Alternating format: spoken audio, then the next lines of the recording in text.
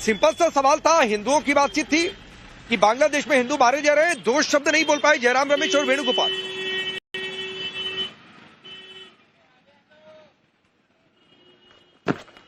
बिल्कुल सिंपल सा सवाल है। देश के अंदर बांग्लादेश के क्रिकेटर को हिंदू पार्टी के गृह मंत्री के पुत्र लेके आते हैं।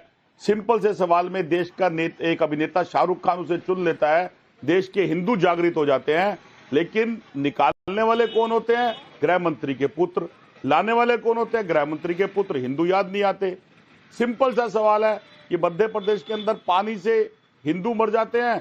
गृह मंत्री के और हमारे देश के प्रधानमंत्री सिंपल सी बात पे बोलते नहीं। वेनेजुला के ऊपर कांग्रेस के कमेंट्स के ऊपर उनका गोदी मीडिया भी बोलेगा और भाजपा भी बोलेंगे, क्योंकि आज जो वेनेजुला पे अमेरिका ने आक्रमण करा, चंद्रमोहन शर्मा जी, क्या उसके ऊपर चंद्रमोहन शर्मा जी सुनिए सर, मीडिया किसी चैनल पर बैठकर और किसी भी चैनल को टैगिंग मत दिया करिए। मैं आपको फ्री की एडवाइस दे रहा हूं सर, आपको एक फ्री की एडवाइस दे रहा हूं, किसी चैनल पर बैठकर टैगिंग मत दिया करिए, वरना फिर मैं पलट कर दूंगा। तो आपको, मुझे पता है आपको इस सवाल से बहुत दिक्कत हो गई है। आपकी भावनाएं मुस्तफिजुर रहमान के साथ ज्यादा है, लेकिन आपकी भावनाएं उस आदमी के साथ नहीं है जिसे बांग्लादेश में खुले कपड़े हटाकर उसे जला दिया गया।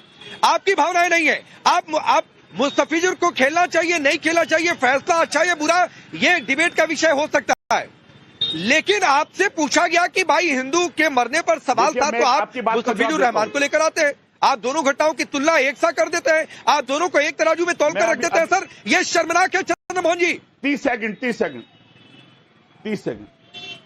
30 सेकंड आपके साथ मेरी कई सौ डिबेट हो गई, और कई सौ डिबेट में राकेश पांडे जी चिल्ला चिल्ला के हिंदुओं को बचाते रह गए।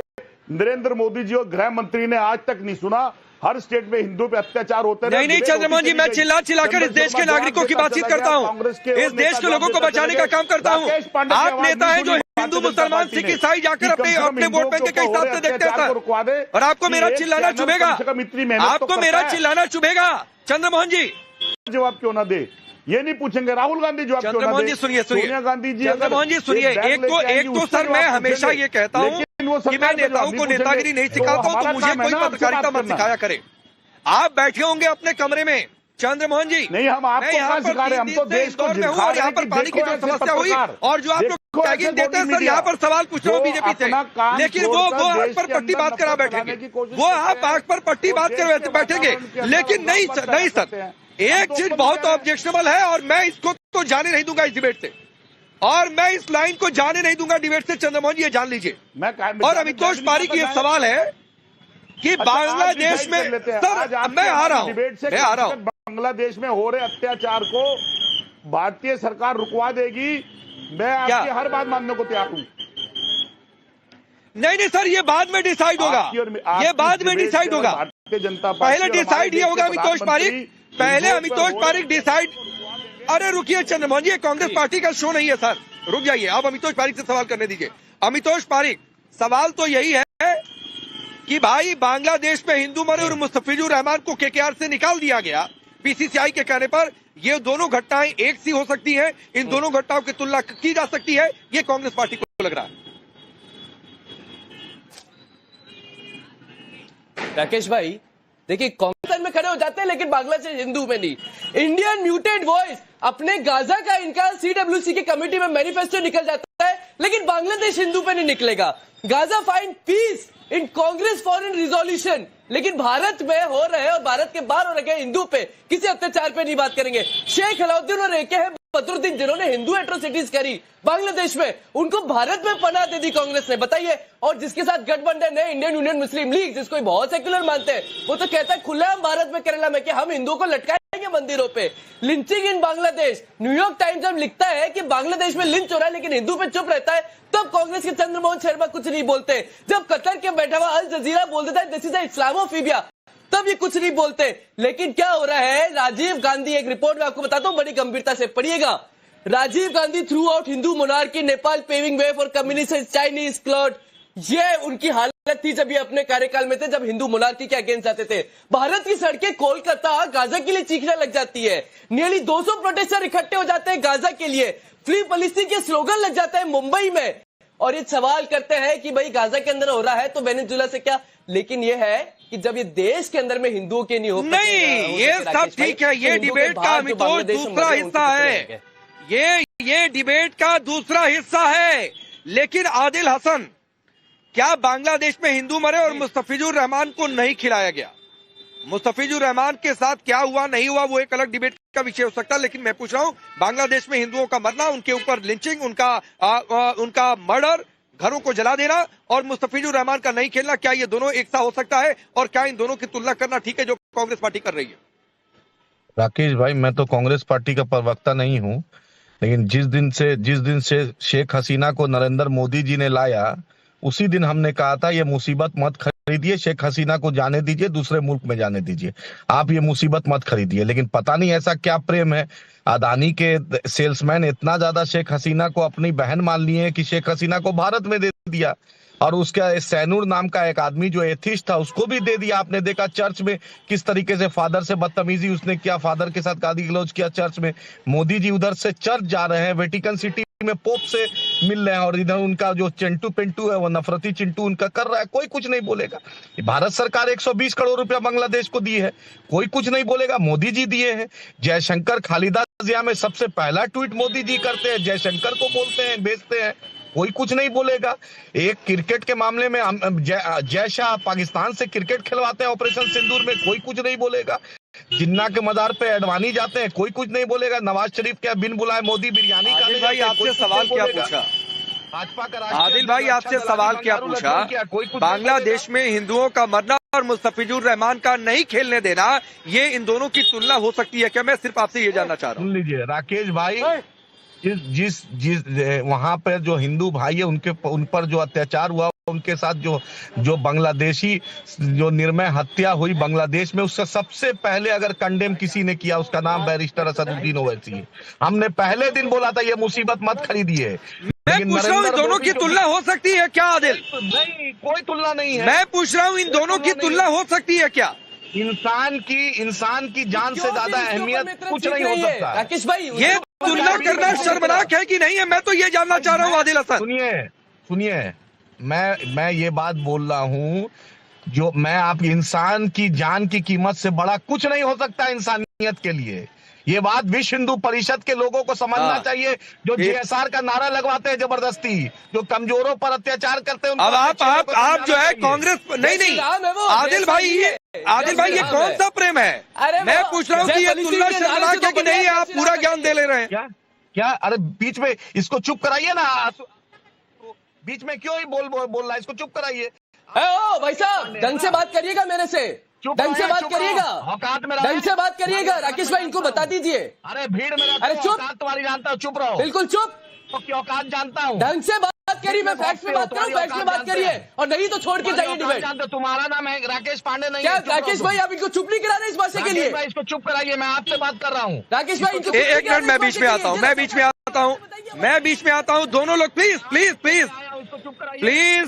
प्लीज भाषा का ध्यान रखें। मैं सड़क पर खड़ा हूँ सर, लेकिन डिबेट ये सड़क की नहीं है, और पत्रकार सड़क पर खड़ा होकर सवाल करता है तो रुक जाइए, अभी रुक जाइए, और भाषा का दोनों लोग ध्यान रखें। और आदिल भाई ये औकात मत देखा करिए भाई, इसके लिए शो नहीं होता है डिबेट, वो नहीं होता। मैं पूछ रहा हूँ कि कांग्रेस पार्टी तुलना कर रही है, आप इस पर बोलने की बजाय पूरी दुनिया का ज्ञान दे रहे हैं। सुनिए, मैंने साफ बोल दिया, किसी इंसान की जिंदगी से ज्यादा दुनिया में कोई कीमत नहीं हो सकती है उसकी। वहां पे बांग्लादेशी पर, किसी हिंदू भाई पर अत्याचार हो रहा है, उसका सबसे ज्यादा कंडेम, सबसे ज्यादा उसके खिलाफ अगर बोलने वाले शख्स का नाम MIM है और बैरिस्टर असदुद्दीन ओवैसी है। मैंने मना किया था शेख हसीना को मत रखो, इस मुसीबत को मत कर दो। अदानी से पूछिए जाकर। फिर आप शेख हसीना पर जाएंगे, सर प्लीज छोड़ दीजिए ना शेख हसीना, विदेश नीति। फिर जब आपके हिस्से का खेल नहीं है तो उधर छोड़ दीजिए। मेरे नेता नहीं है विदेश नीति आपके हिस्से का खेल। सर मेरे नेता स्टैंडिंग कमेटी में, उन्होंने हाँ तो स्टैंडिंग कमेटी में जाकर चर्चा करें भाई। लेकिन हाँ तो ठीक है, स्टैंडिंग कमेटी में राय रखे, फैसले सरकार लेती है सर प्लीज। लेकिन अवनिजेश अवस्थी जी, मैं आता हूँ अमितोष आपके पास। अवनिजेश अवस्थी जी आदिल कह रहे हैं कि इंसानी जान की तुलना किसी भी चीज से ऊपर नहीं हो सकती है, लेकिन फिर भी कांग्रेस पार्टी कह रही है, तुलना कर रही है। तो ये कौन सी मजबूरी है, क्यों ऐसी तुलना हो रही है? राकेश जी, आप एक बात बताइए, ये कोई पहला अवसर नहीं है। अभी पहलगांव के हमले के समय, पहलगांव में जब यह आतंकी घटना हुई, उस पर कांग्रेसी नेताओं के क्या बयान थे? एक ने कहा आतंकवादियों के पास इतना टाइम थोड़ा होता है जब वो धर्म पूछ करके मारे। कांग्रेसी नेता ने कहा ये कांग्रेसी नेता का बयान था, जबकि वो खुद जो जिनके घर वाले लोग, जिनका मंगलसूत्र छीना गया वहां पर गोली मार करके, उनके पति को मार करके, वो खुद कह रहे कि हमसे पूछा गया, कलमा पढ़ने की बात की गई, उसके बावजूद कांग्रेसी नेता कह रहे थे। कोई पहली बात थोड़ा ना ये कोई। अब जितना कहिए, कश्मीर से 5 लाख हिंदू परिवार निकाले गए, इनमें से बैठा हुआ कोई भी व्यक्ति है जो बोला था, सड़क पे आया था, उसने कहा था कि कश्मीरी हिंदुओं को भी एक्शन का रिएक्शन होना चाहिए, उनको भी तलवार उठा लेनी चाहिए, बंदूक उठा लेनी चाहिए, स्टैंड गन उठा लेनी चाहिए। कहा था इनमें से किसी ने? कोई नहीं कहा था ना। ये तो कोई पहला अवसर नहीं है। आप जानते हैं, जब तेलंगाना का मुख्यमंत्री कहता है कि Muslim is Congress and Congress is Muslim, तो इसमें कोई नई बात नहीं है। ये बात बड़ी साफ सी है इसमें। राकेश जी, महत्वपूर्ण बात यह है कि कांग्रेस जिस प्रकार से, जिस ब्लेडेंटली जो है हिंदुओं के विरुद्ध जिस तरीके का विश्वमन करती है, उसके बावजूद जो है वो हिंदू वोटों पर अपना अधिकार भी समझती है और दूसरों को कहती सांप्रदायिकता कर रहे हैं। कर्नाटक के वो मंत्री हैं जिन्होंने कहा था हिंदू शब्द का अर्थ इतना गंदा है कि मैं बता तक नहीं सकता, मैं बोल तक नहीं सकता। ये कहा था उन्होंने। ये है इस देश की स्थिति, वास्तविक स्थिति। तो राकेश जी, बड़ी साफ सी बात है, बांग्लादेश में जो हो रहा है, बांग्लादेश में जो है वो तो, बल्कि आप तो ये कह रहे हैं, वो तो ये कह रहे हैं कि बांग्लादेश और नेपाल में जो है वो हिंदुस्तान में भी होना चाहिए, हिंदुस्तान में भी हिंदुओं को इस तरीके से पिटना चाहिए। बात इससे आगे तक है राजकुमार राजन, बात इससे आगे तक है। ये क्या वही मानसिकता है जो हिंदुत्व को बीमारी बताए? इसीलिए कांग्रेस को, आता हूं चंद्रमोहन जी, आ रहा हूं, एक बार सब लोग बोल ले। इसीलिए जयराम रमेश वेणुगोपाल जवाब नहीं दे पाए और यहाँ पर चंद्रमोहन जी कह रहे हैं कि भाई बांग्लादेश में हिंदू मारे गए, मुस्तफिजुर को निकाल दिया, तुलना कर रहे हैं। तो ये वही मानसिकता है कि हिंदुत्व बीमारी है। राकेश जी, देखिए, मूल प्रश्न है कि बांग्लादेश में जो कुछ भी हो रहा है, हिंदुओं पर हमले हो रहे हैं, सरकार का रुख क्या है? जो सत्ता पक्ष में बैठे हुए शासनाधिकारी हैं, उनका दायित्व विपक्ष से बड़ा है। विपक्ष तो लगातार कह रहा है कि एक समय ऐसा था कि पाकिस्तान को 2 फाक में मार दिया गया था, वह सत्ता पक्ष था। और आज का सत्ता पक्ष है, आज की सरकार है जो हिंदुओं के पैरोकार करती है। अगर हिंदुओं पर हमले होते हैं तो सरकार का रुख क्या है? सरकार की क्या स्पष्ट नीति है? क्या जो कुछ भी हमले हुए उसके प्रतिरोध में क्या किया गया? सरकार ने क्या निर्णय लिया गया? कोई ऐसा डिसीजन लिया, कोई निर्णय ऐसा लिया जो आने वाले समय में ऐसी घटनाएं दोबारा नहीं हो? सरकार का रुख स्पष्ट नहीं है। इसलिए मुझे यह संदेह है कि आप हिंदुवाद की बात करके हिंदुओं के ऊपर होने वाले हमले को राजनीतिक लाभ तो लेते हैं, राजनीतिक ध्रुवीकरण करते हैं, लेकिन जब सुरक्षा की बात आती है तो आप अच्छा, एक बात राजन भाई, एक बात बताइए राजन भाई, एक बात बताइए। आपने कहा ना, मैं अनुजय जी एक सेकंड, एक सवाल है फिर आप आइएगा। आपने कहा ना कि सरकार का दायित्व क्या है, सरकार फैसले लेती है। 71 में इस देश की सरकार ने इंदिरा गांधी के नेतृत्व में पाकिस्तान के 2 टुकड़े कर दिए। आप मुझे बताइए उस समय विपक्ष ने क्या किया था? आप मुझे बताइए उस समय विपक्ष ने क्या किया था? तो आज विपक्ष, ऑपरेशन सिंदूर हुआ, उसके बाद लगातार विपक्ष की सहमति दर्ज। मैं जो पूछ रहा हूं उसका जवाब दीजिए राजन भाई, मैं बिल्कुल बीच में नहीं आऊंगा।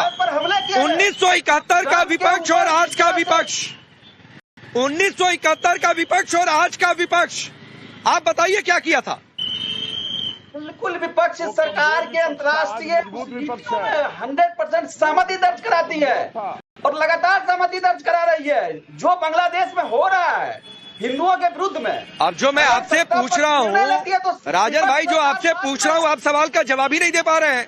मैं पूछ रहा हूँ कि उस समय के विपक्ष और इस समय के विपक्ष ने क्या किया था? विपक्ष था ही नहीं।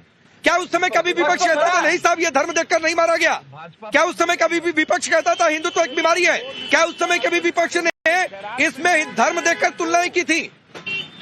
धार्मिक राजनीतिक ध्रुवीकरण करेंगे, हिंदूवाद की बात करेंगे, लेकिन हिंदुओं की सुरक्षा की बात जब आएगी आपकी नीति क्लियरिटी नहीं होती है। ऊपर जो आरोप लगाएंगे विपक्ष पर, जो कार्य सत्ता पक्ष को करना चाहिए, जो सरकार को करना चाहिए, नीति बनानी चाहिए। फिर मैं तो आरोप कहाँ लगा रहा हूँ, सवाल पूछ रहा हूँ। मैं आरोप नहीं लगा रहा हूँ, सवाल पूछ रहा हूँ। सवाल पूछ रहा हूँ राजन जी, सवाल। चंद्रमोहन जी आऊंगा आपकी इस खैरात वाली बात पर, आऊंगा आपकी इस खैरात वाली बात पर कि 2 सीटें खैरात में दी गई और ममता काले, क्या स्पष्ट नहीं है जी? क्या स्पष्ट नहीं है जी? धन्यवाद राकेश जी, और उम्मीद करती हूँ कि सब लोग मुझे बड़े ध्यान से सुनेंगे। विषय है कांग्रेस पार्टी का हिंदुओं के प्रति जो नफरती आचरण है वो। क्यों कल कांग्रेस पार्टी के 2 बड़े सीनियर नेता, दोनों महामंत्री हैं, जयराम रमेश और केसी वेणुगोपाल, एक प्रश्न जब एक जिम्मेदार पत्रकार ने तमाम पत्रकारों के बिहाफ में पूछा कि बंगाल में जो माइनॉरिटी में हिंदू है वो मारा जा रहा है, उस पर आप क्या कहोगे, तो दोनों उठ करके चले गए। मेरा विश्वास कीजिए, मैंने वो देखा और मुझे आश्चर्य नहीं हुआ।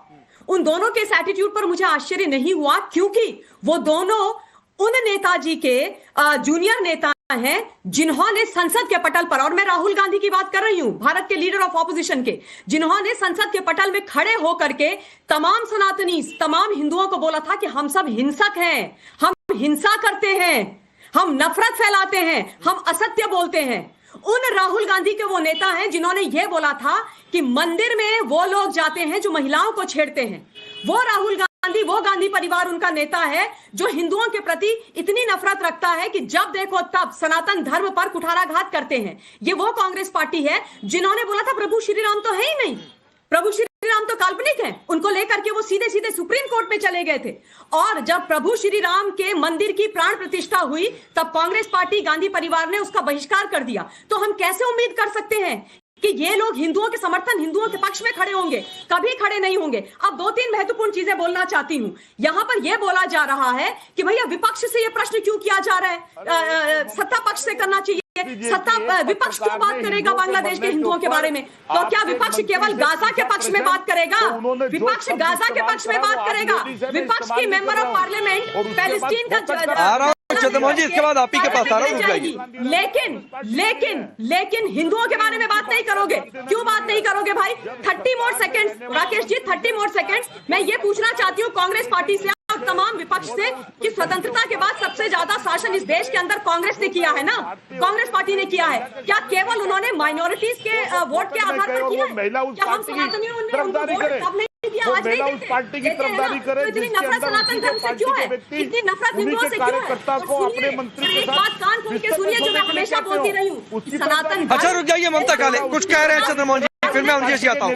नहीं कुछ कह रहे हैं, बोलिए क्या खैरात और पता नहीं कहाँ तक पहुंच गए। ये मुस्तफिजुर, ये तुलना, सुनिए सर, सुनिए।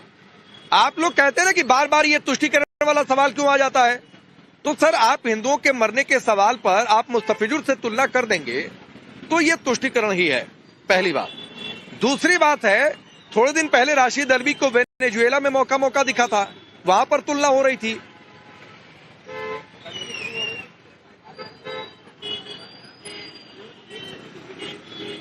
देखिए राकेश पांडे जी, इसका सिंपल सा सीधा सा जवाब है।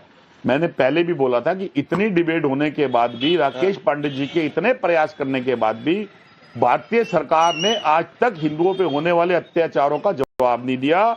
और एनसीबी-आरबी का जो आंकड़ा है सरकार का 2014 से 19 तक का, उसके अंदर भी टोटल पे 61% सुनिए जो अपराध हैं, चंद्रमोहन जी, थोड़ी सी तैयारी सर, थोड़ी सी तैयारी। एमईए की प्रेस ब्रीफिंग आपने सुनी? गोरक्षा से एमईए के प्रवक्ता को आपने सुना या नहीं सुना? वो 80% दिखा रहे हैं। विदेश मंत्रालय के प्रवक्ता को आपने सुना कि नहीं सुना कि बांग्लादेश में जो अल्पसंख्यक मारे जा रहे हैं, जो हिंदू मारे जा रहे हैं, उन पर हमारी नजर है, उनकी हम निंदा करते हैं, हमारी नजर है, सही समय पर सही एक्शन लेंगे। ये आपने सुना कि नहीं सुना?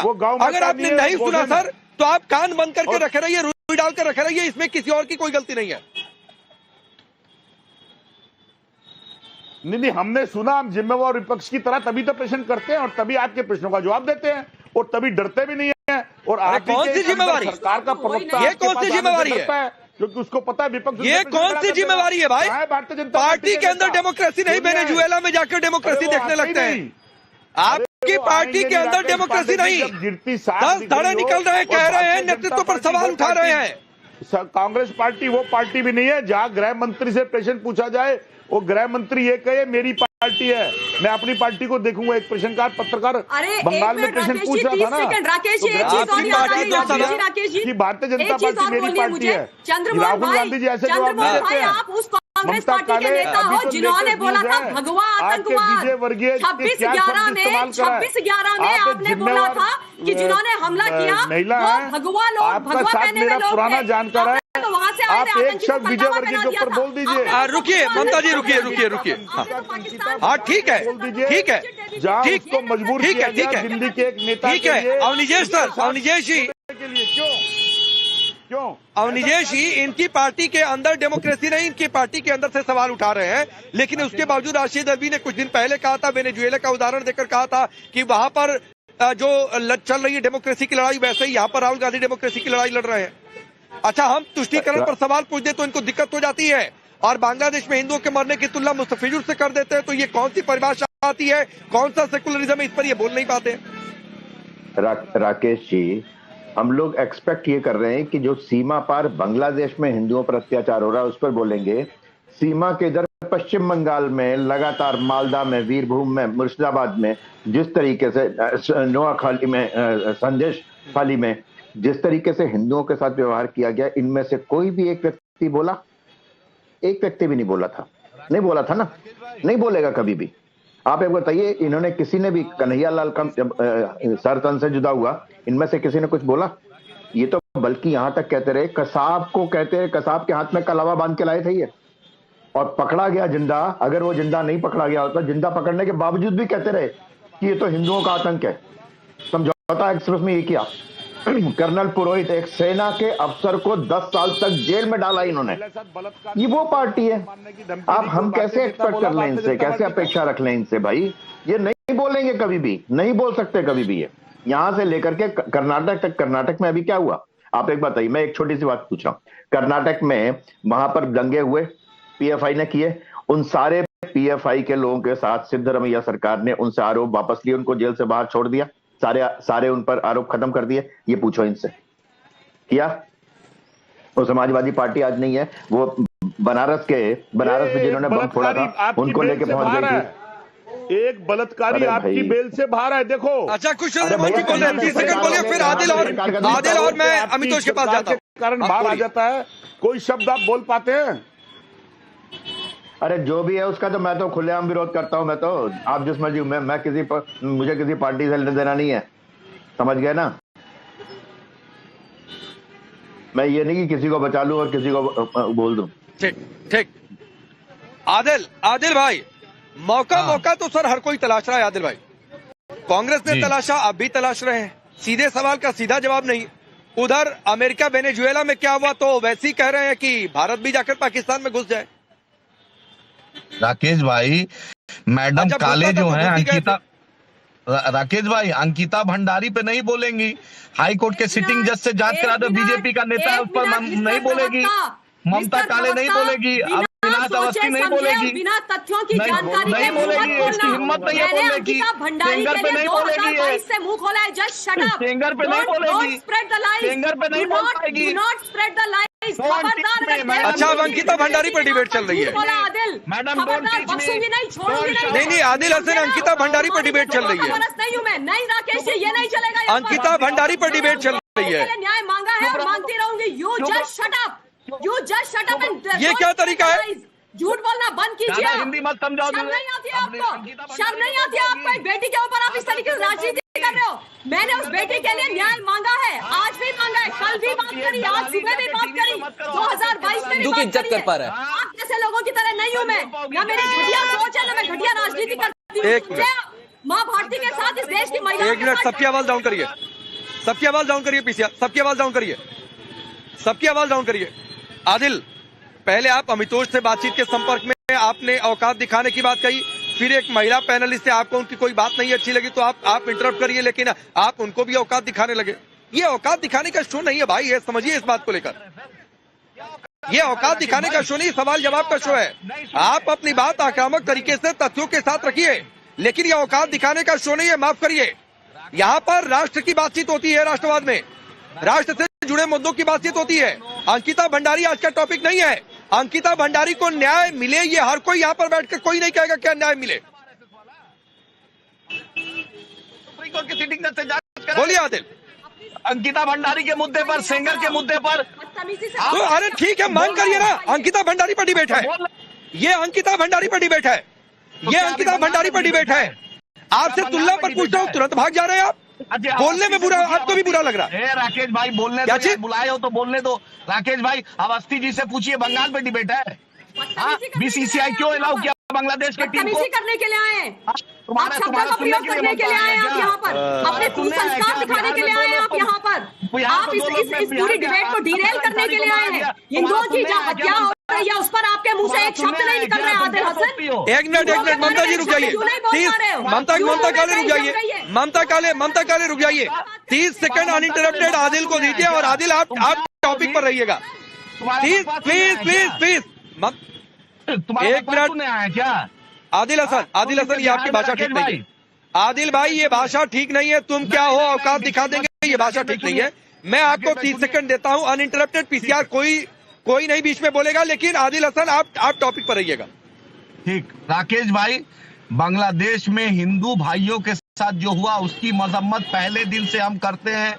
हमने प्रधानमंत्री को बोला था बिना बुलाए मेहमान को मत रखिए, मत शेख हसीना को रखिए, अदानी को बोलिए बांग्लादेश में बिजली नहीं बेचे। बिहार में मधुबनी में और बिहार में नवादा में मुसलमान देखकर पैंट खुलवा के मारा गया। वहां भाजपा की सरकार है, सम्राट चौधरी होम मिनिस्टर है। अभी तक पुलिस ने जो मधुबनी में घटना हुआ पुलिस ने नहीं पकड़ा, अभी तक कोई कंपनसेशन बिहार सरकार ने नहीं दिया। पैंट उतारकर, जात पूछकर, धर्म पूछकर मारा गया। और जो बांग्लादेश में वो हुआ, पहलगांव में हुआ, हमने सरकार का साथ दिया। ऑपरेशन सिंदूर में हम गए, जब सरकार बोली हम जाकर पूरे दुनिया में पाकिस्तान को एक्सपोज किए। जब भी जरूरत पड़ेगी देश को हम अपनी जान दे देंगे, यही हमारा। नहीं, ऑपरेशन सिंदूर में ओवैसी ने जो पूरी दुनिया में किया, लोगों ने उसकी तारीफ की, लेकिन अमितोष पारिक उसकी आड़ में क्या तुष्टीकरण, ध्रुवीकरण को जस्टिफाई कर देंगे? क्या उसकी आड़ में अगर यहाँ पर आदिल हसन के मुताबिक किसी की पैंट उतारकर चेकिंग हो गई, तो क्या बांग्लादेश में हिंदुओं के कत्लेआम को जस्टिफाई कर देंगे? क्या उसकी आड़ में मुस्तफिजुर रहमान को बाहर कर दिया गया, उसकी तुलना कर देंगे और उसको भी जस्टिफाई कर देंगे? और वेनेजुएला में भी मौका तलाश लेंगे, सब आड़ में चल रहा है। राकेश भाई देखिए, मैं आपकी डिबेट पे बहुत बार बैठा हूं और मेरा ये सम्मान भी है कि मैं सौभाग्य भी कि मैं बैठता हूं, लेकिन एमआईएम के कई प्रवक्ताओं के साथ मैं बैठा हूं, इतने बदतमीज और रूथलेस प्रवक्ता के साथ आज मैं पहली बार बैठा हूं। और इसमें मुझे कोई आपत्ति नहीं है, इसलिए क्योंकि इनकी पार्टी का इतिहास ऐसा रहा है। पार्टी का इतिहास क्या है? अफजल गुरु को सपोर्ट करना। पार्टी का इतिहास क्या है? आईएसआईएस मॉड्यूल को सपोर्ट करना। पार्टी का इतिहास क्या है? निजाम। पार्टी का इतिहास क्या है? रजाकार। पार्टी का इतिहास क्या है? Operation blue star. पार्टी का स्टार क्या है? ऑपरेशन पोलो स्टार। पार्टी का इतिहास क्या है? लगातार तरीके से हैदराबाद के अगेंस्ट हिंदू महिलाओं का बलात्कार करते हुए इनकी पार्टी के रजाकार के लोग गए थे, इसलिए इनका आचरण ये है। अब मैं आता हूं कांग्रेस मैनिफेस्टो ने रिपोर्ट किया, एक मैं टर्म पढ़ता हूं।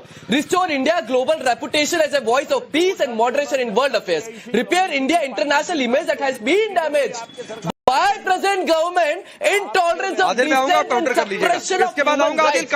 फलस्तीन और हमस के केस में इनको ह्यूमन राइट्स दिख जाते हैं, लेकिन इनको यहाँ पर बांग्लादेश हिंदू नहीं दिख रहे। अब आप जो स्पोर्ट्स की बात कर रहे हैं, देखिए क्या हुआ है, पूरा लेफ्टी सेक्युलर मीडिया खड़ा हो जाता है। राकेश भाई कैसे खड़ा होता है? गार्गी रावत बोलती है what kind of message we are giving to Bangladesh, क्योंकि आप स्पोर्ट्स की बात कर रहे हैं। राम गोवा बोलता है डिसीजन पॉलिसी एडवाइस हो गया भाई, अगर किसी स्पोर्ट्समैन को हटा दिया तो। सुषमनी हैदर क्या बोलते हैं, वो तो एक ही लेवल पे ले जाते हैं। India had no business of disapproval against Bangladeshi Hindus.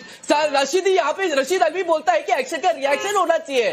Imran Masood ये बोल देता है, सजिद रशीद बोलता है कि हमें क्या लेना बांग्लादेश में क्या हो रहा है। Everything which is related to Hindu becomes an international affair, but everything which is belongs to Muslim become an internal affairs of the secular so called left liberal. और यही इस देश में हो रहा है। जो वेनेजुएला की स्पेलिंग सही से नहीं बोल पा रहे हो, वेनेजुएला की छाती ठोक रहे हैं। दिक्कत इस बात। ठीक, आदिल 30 सेकंड, फिर चंद्रमोहन जी 30 सेकंड। आदिल 30 सेकंड। भाई हमने जब भी हुआ बांग्लादेश पे अत्याचार, हमने बोला नरेंद्र मोदी सरकार से पूछिए बांग्लादेश को 120 करोड़ क्यों दिए, अफगानिस्तान को, तालिबान को अभी भारत सरकार ने 700 करोड़ क्यों दिए। भाई आप इतना दुश्मन बोलते हैं, फिर पैसे से मदद क्यों करते हैं मोदी सरकार? फिर क्यों खालिदा जिया में जाकर विदेश मंत्री जाते हैं, मोदी जी ट्वीट करते हैं, आप ऐसा बात करते हैं। आप एक आदमी को टारगेट करते हैं। तो एमआईएम के दफ्तर से इस देश की फॉरेन पॉलिसी तय होगी। एमआईएम के दफ्तर से इस देश की फॉरेन पॉलिसी तय होगी। ये नहीं चलता है भाई, ये नहीं चलता है, ये नहीं चलता है आदिल भाई। आदिल भाई आप सब पर सवाल उठाएंगे, अपने ऊपर सवाल का जवाब नहीं देंगे, ये नहीं चलता। हम तो सवाल के लिए ये नहीं चलता है। अदानी की दरबारी नहीं चलेगी, मोदी जी जो सेल्समैन बन के जाते हैं ये नहीं चलेगी। देश विरोध करता है इसका। चलिए 30 सेकंड चंद्रमोहन जी, फिर आखिरी में राजन जी। चंद्रमोहन जी 30 सेकंड प्लीज। अमितोष ने गंभीर सवाल उठाए हैं आप पर, प्लीज 30 सेकंड चंद्रमोहन जी। और ओबीसी की पार्टी का इस्तेमाल इलेक्शन में करना होगा तो बढ़िया सा होगा, भारतीय जनता पार्टी के फायदे के लिए। और अगर ओबीसी का इस्तेमाल देश के अंदर हिंदुओं के विपरीत करना होगा तो ऐसे जो लोग आके हिंदू संगठन के बैठ जाएंगे वो ओबीसी के लिए वार करेंगे और कांग्रेस पे वार करेंगे, हिंदू करेंगे और देश के अंदर हिंदुओं पे अत्याचार होगा।